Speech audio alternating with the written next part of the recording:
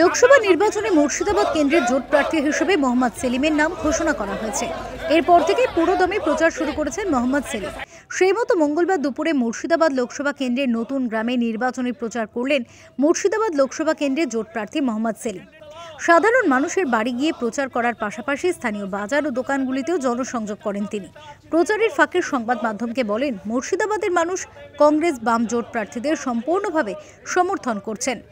এনআরসিকে রুখতে এবং দুর্নীতিগ্রস্তদের তাড়াতে জোট প্রার্থীদের উপরে ভরসা রেখেছেন।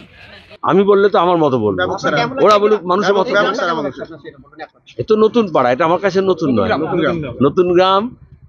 সেখানে দাঁড়িয়ে আজকে যেহেতু দোল আছে, হোলি আছে, আমরা যেখানে মানুষকে পাড়ায় পেয়ে যাব সেসব জায়গায় যাচ্ছি, গ্রামে যাচ্ছি।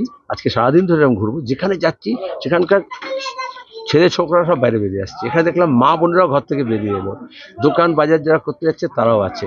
এই যে বামপন্থী প্রার্থী হিসেবে মোহাম্মদ সেলিমকে, সিপিআই প্রার্থীকে কংগ্রেস সমর্থন করেছে, এটা মুর্শিদাবাদে একটা নতুন করে আশা জাগিয়েছে মানুষের মনে। সবাই বলছে এনআরসিকে আটকান আর দুর্নীতিগ্রস্তকে তাড়ান। ব্যুরো রিপোর্ট, ওঙ্কার বাংলা।